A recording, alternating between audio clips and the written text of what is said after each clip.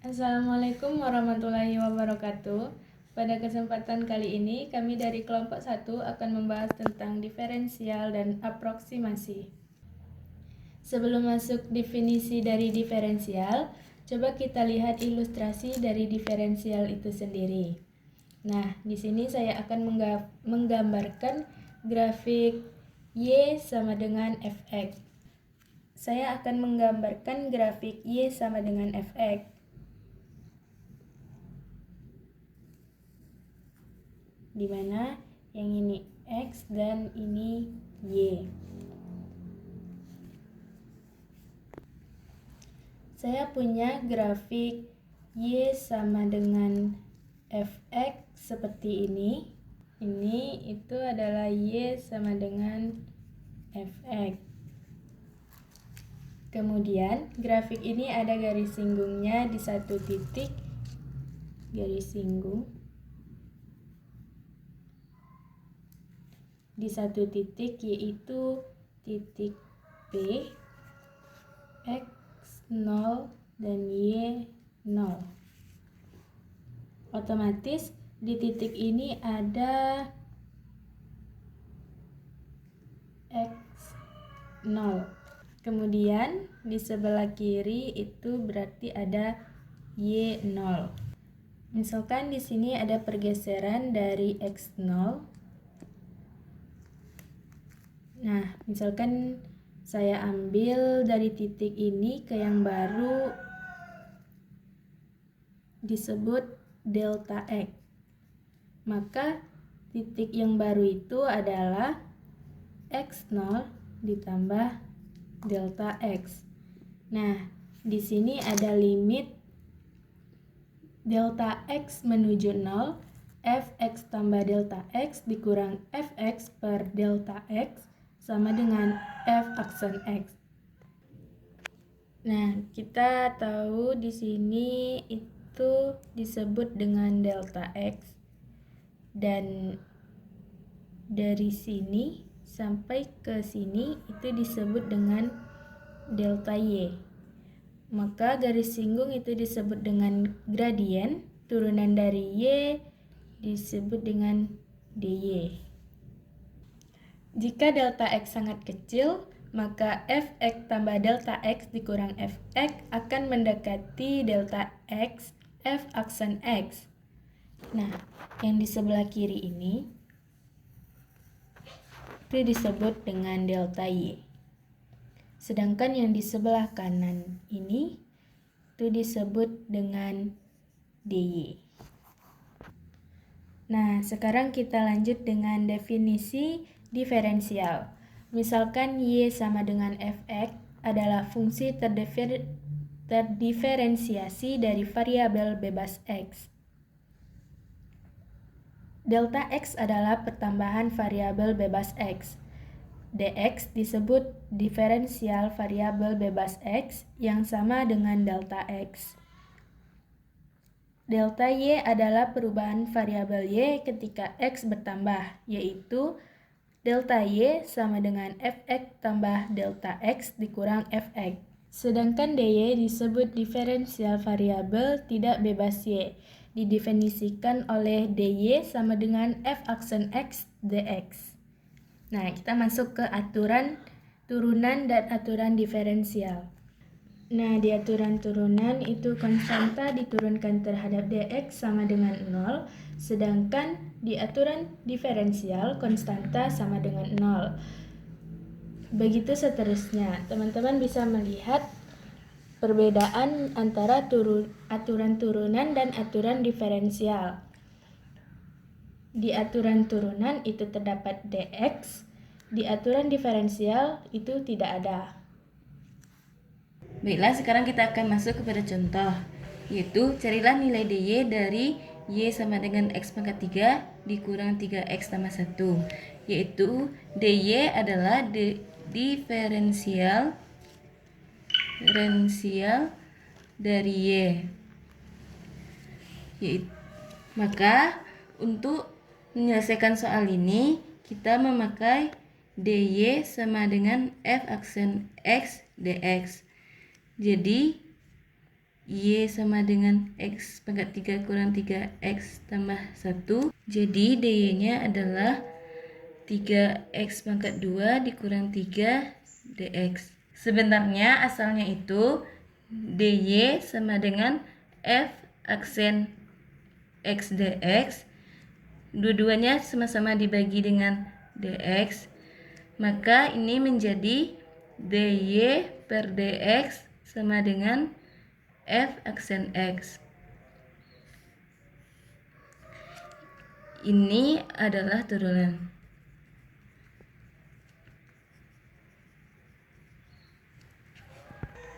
Jadi turunan itu hasil bagi 2 diferensial. Contoh B yaitu Y sama dengan akar X pangkat 2 ditambah 3X. Kita jadikan ini menjadi pangkat, yaitu menjadi X pangkat 2 ditambah 3X pangkat 1/2.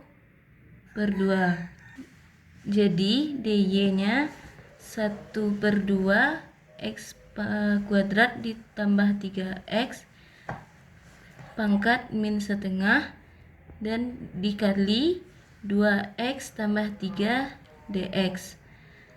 dy menjadi 2X tambah 3 per 2 akar X pangkat 2 ditambah 3X dx.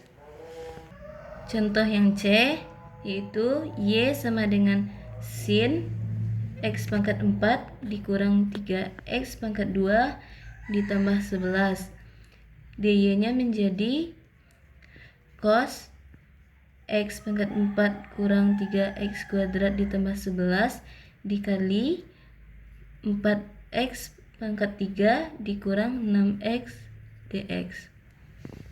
Jadi, kita masuk kepada pembahasan mengenai aproksimasi, yang mana salah satu kegunaan diferensial adalah untuk mencari hampiran, yaitu hampiran itu sama dengan aproksimasi. Maka rumus dari hampiran adalah fx ditambah delta x sama dengan fx ditambah dy. dy itu sama dengan fx ditambah f aksen x delta x. Kita tahu bahwa delta x ini adalah dx. Sekarang kita masuk ke contoh. Tentukan nilai hampiran yang baik terhadap akar 4,6 tanpa kalkulator. Jadi, fx sama dengan y, yang mana 4 itu kita umpamakan dengan akar x sama dengan X pangkat setengah. Maka turunannya adalah setengah X pangkat min setengah dx menjadi setengah akar X. Maka X ini adalah 4 dan dx adalah 0,6. Maka kita substitusikan kepada dy. Maka dy adalah 1/2 akar 4 dikali 0,6 sama dengan 1/2 dikali 2 dikali 0,6. 1/4 dikali 0,6, maka hasilnya menjadi 0,15.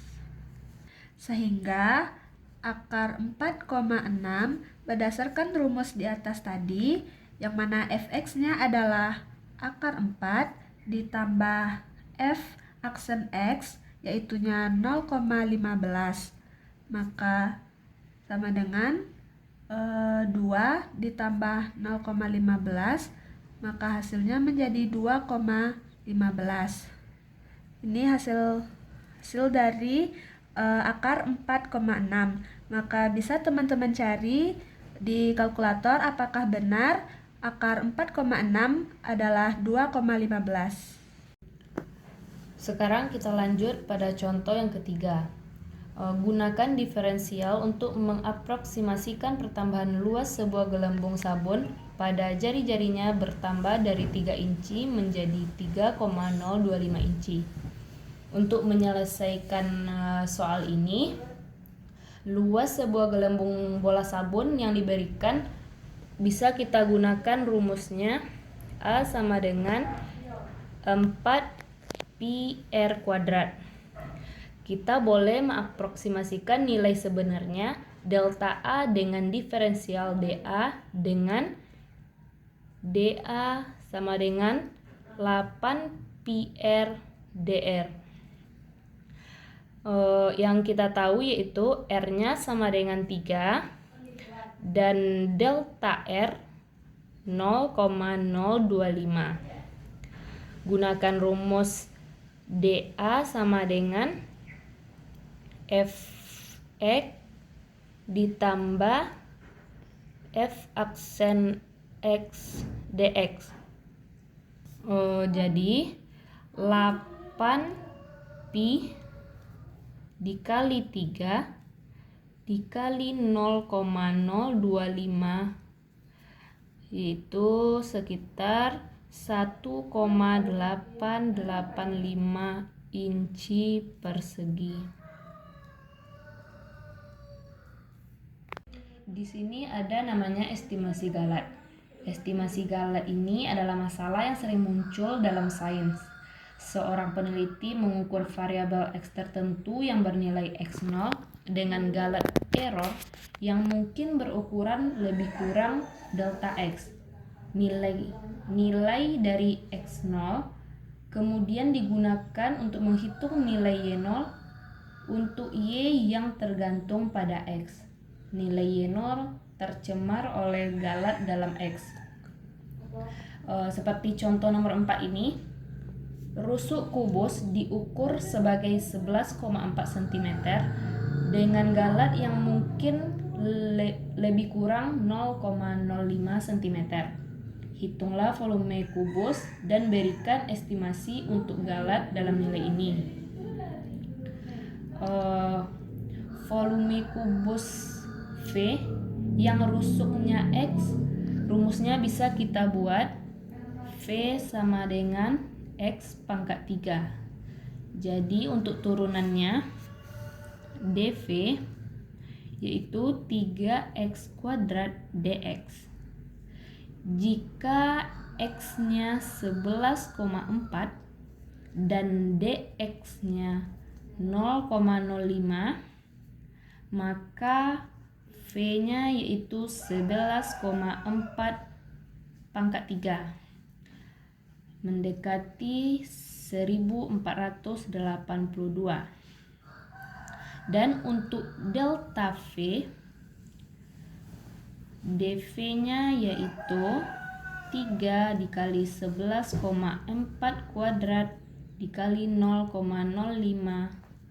sama dengan 19.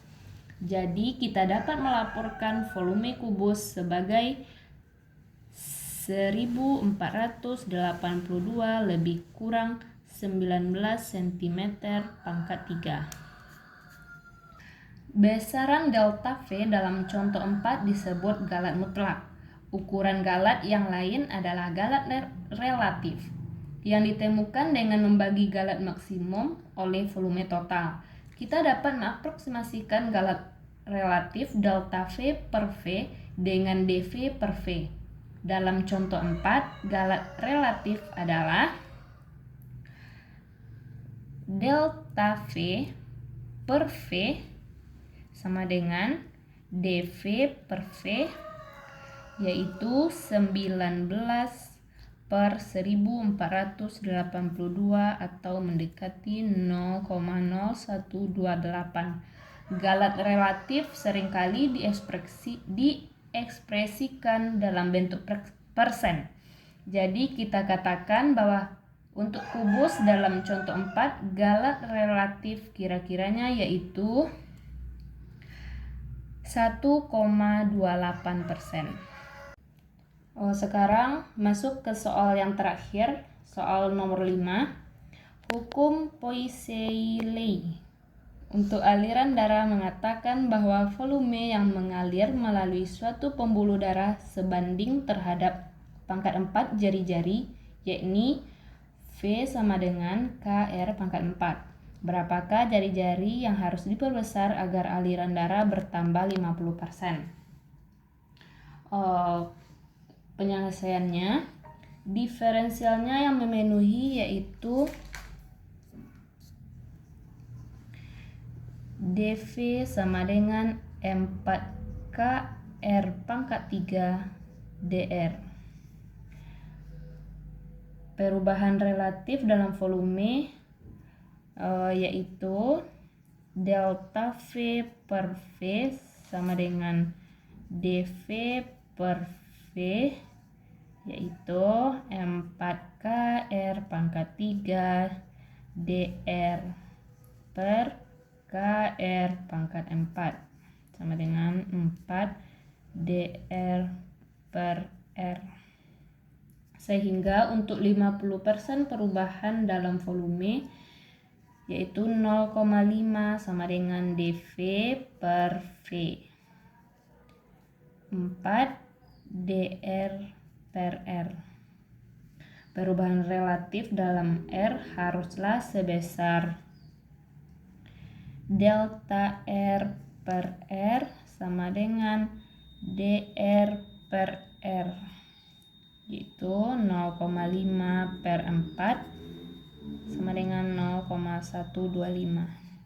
Jadi hanya 12,5% pertambahan dalam jari-jari pembuluh darah akan memperbesar aliran darah sebesar kira-kira 50%.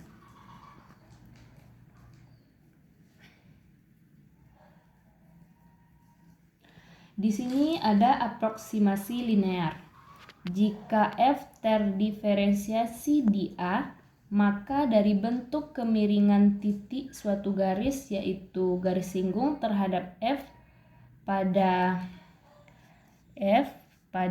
A, FA diberikan oleh Y sama dengan FA ditambah F aksen A X dikurang A.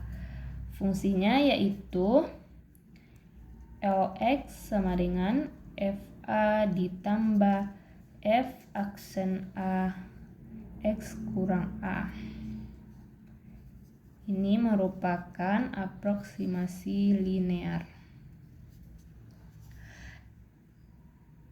Disebut aproksimasi linear terhadap fungsi F pada A dan sering merupakan aproksimasi yang sangat bagus terhadap F ketika X dekat ke A. Baiklah, sekian pemaparan materi dari kami mengenai diferensial dan aproksimasi. Jika ada salah dan janggal, mohon dimaafkan. Sekian, wassalamualaikum warahmatullahi wabarakatuh.